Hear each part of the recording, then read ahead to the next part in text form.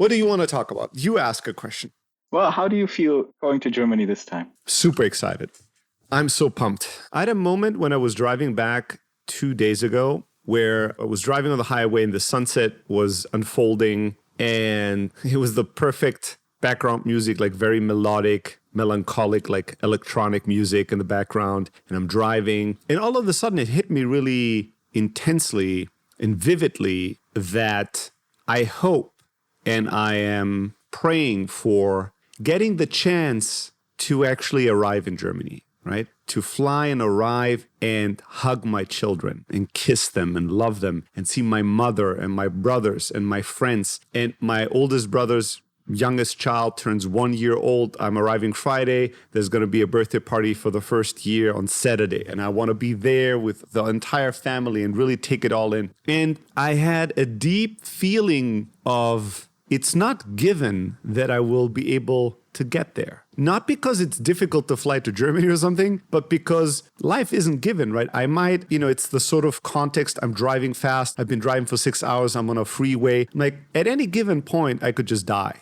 right? This could be my last day. If I had a car accident or something happened, I would never get that chance, that gift to live that day. And sometimes we just think these thoughts. And during the drive 2 days ago, I really felt such tremendous hope, right? There was a hope. I hope I get that gift, that arrival. I hope I get that week. And I thought about, our upcoming adventure. Like, I hope I get that first day you arrive, in Amsterdam and we walk through some bookstores and we giggle and we talk. And then I thought about my 40th birthday. I thought about the summer in Europe. I thought of finding a new home. I thought about all the kind of things that are happening that are in the immediate future that I'm looking forward to. And there was a sense that all these things are tremendous gifts I'm hoping for, but not a debt that I collect. Like it's not a given, nothing I own or that is promised to me. It's just a possibility, right? But it's not a done deal.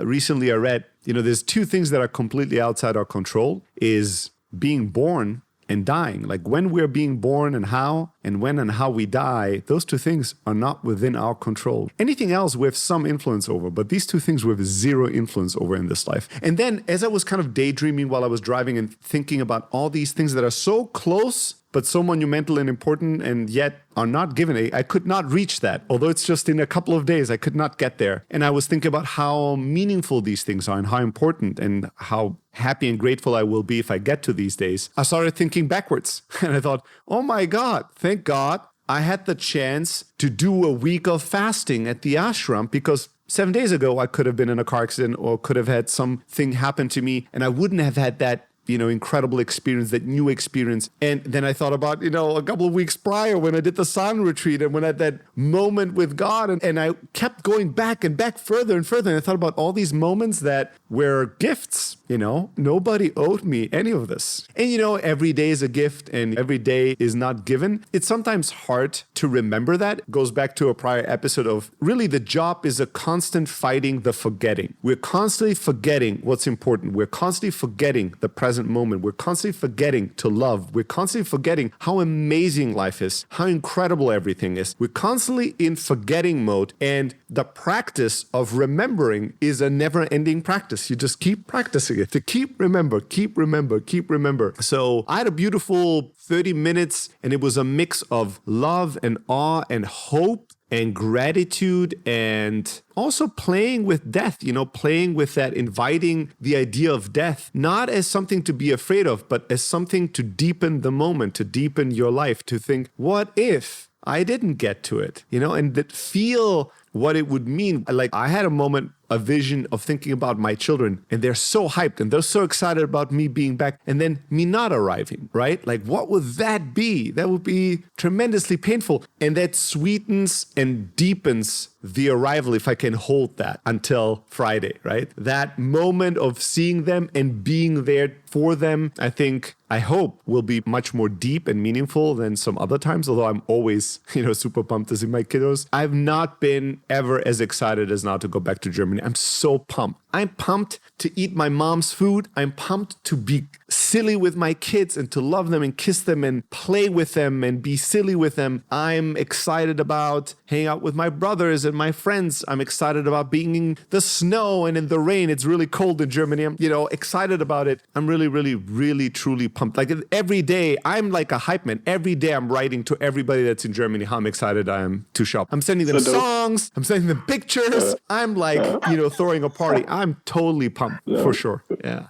I'm pumped about the future. Like there's no other way to say it. I'm so excited about the future. It's also the first time that I am ever getting prepared for a larger travel with successfully keeping a good mood and being playful and not tensing up. I never noticed this before, but although I had become a very experienced traveler, I always, 2 days before a longer travel, I would always tense up. I would just be less in the mood for fun, less relaxed, less open, more tight, more stressed, more tense. Everything has to be prepared. Everything would annoy me, like more kind of particular.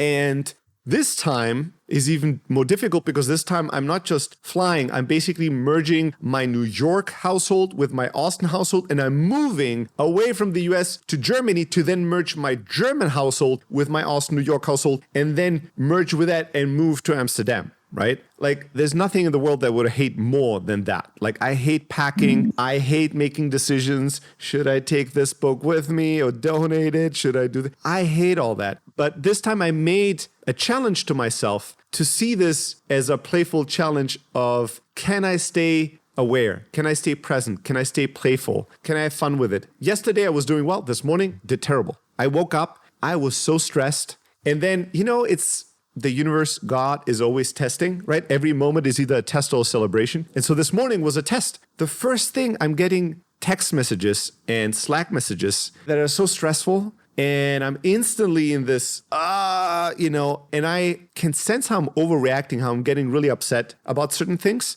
And then I was asking myself, why am I getting this upset about these things? I'm like, well, this guy's really stressing me out. He doesn't stop sending me all these messages, And then I thought, is he stressing you out or are you stressing about him, right? Like I'm sitting here and I'm being stressed about him. He's not physically here stressing me. He's not tickling me. He also cannot give me the stress. He's writing words, letters to me digitally, and I take these words and I generate stress in my body. So he's not doing this to you. You're doing this. And then I thought, yeah, okay, so I'm stressing myself about him. And then I thought, well, was I not stressed before him? Before he sent me these messages this morning? And then I thought, no, I'm flying in 2 days. I was probably stressed already. I was like, I woke up and I felt a little tense. And I thought, oh, so I had the little fire of stress of travel and I took this,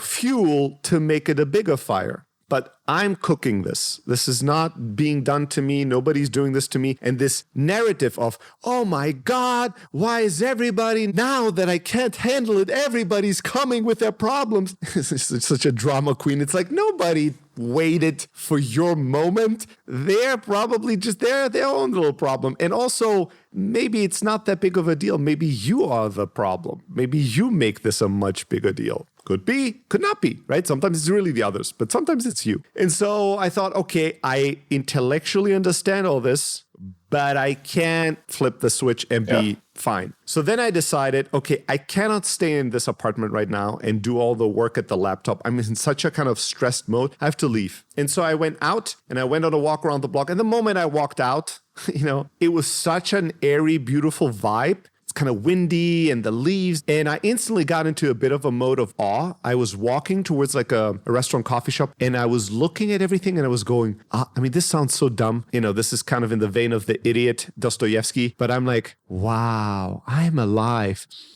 I'm taking deep breaths. And for a moment, I forgot all my sorrows and problems. And I was like, I am alive. That's something, right? Yeah. that kind of feels cool. Fresh air, I'm walking, there's birds flying, I am alive. It's day. Yeah, and it felt differently when I was in my apartment. It was all gray and dark, but outside it felt kind of fresh. I was like, oh. And then I walked into the restaurant, I sat down, I had a coffee, I had some breakfast tacos. I accomplished nothing at my laptop. I had all these Slack messages that continued with some of the problems. And then I just closed my laptop. I said, I'll take 10 minutes to just enjoy my breakfast and my coffee. I sat there and the tacos were amazing. I mean, after a week of, water fasting, food is really on another level. And then I packed my shit up again and I walked back. Like I literally stayed there for 20 minutes. I packed my stuff up. I walked back and I walked up. And when I got back to my laptop, I felt a million times better. I dealt with a couple of things. Again, I would say somewhat tense, but less so. And then I had an hour of a window between my next kind of call marathon. And I did some breathing exercises and some yoga. And during yoga, that one person that was stressing me out so much, I had a moment of clarity, something that just, again, a download where I instantly knew what I need to do to make the situation better, to help the person to resolve things. And then I had this appreciation for that. Then I went into like a 10-second thinking about all the things that I really appreciate and like about this person and that are really awesome. And I got back to my laptop and I had a call with that person, a few other people, and it was a completely different call than I probably would have had if I'd stayed at my desk and just tried to push through it. It doesn't always work that way, but this morning was beautiful in that sense. And for the rest of the day today, I've been able to maintain a really good mood. I'm dancing, I'm singing, I'm packing. I'm still slow at packing. I wish I was faster, but I'm gonna get this all done. And I'm like, knock on wood, I still got one full day before my flight on Thursday, but it might be the first time in my life that I'm on a 15-hour flight and travel where 3 days before I have so much packing to do and I am not in a bad mood. Right? Maybe in spurts I'll be, but like overall, I am thinking I have a good chance to be in a fantastic mood. And I've never had that. I've always been stressed before flights. And it's going back to Germany. And it's going, yeah. You of all people recognize the significance, the monumental significance of that. I have made, now I think I can say this with more confidence. I've made peace with Germany. I love Germany. It's fine. It's a country that gave me some trouble, but also taught me so much. It gave me so much as I was growing up. And so all I can think of is not Germany or that it's snowing or that it's raining. All I can think of is all the people I love that I will see. And I'm so excited about them. That's all I'm thinking about. Everything else doesn't even enter my mind right now. So and someone listening to this, not having context, maybe there's episode 84, which was how you feel about Germany, right? And if someone listens to that and then this conversation. That's the beautiful thing about this podcast is that it's such a diary of my life that, we can go back and see the before and after or the what has really changed or sustained or how things have evolved for those that are interested. But it was not at all like this ever. It's gotten better. My last travel back to Germany, that was kind of a big breakthrough. But this time I'm pumped. I am PUMPED. I'm pumped. I'm excited, dude. I'm grateful. I hope I'll get to Germany. That's how I feel right now. I hope I get to arrive there and see all my loved ones. All right. I don't know what this was, but this was what it was. But that's the truth. I love you.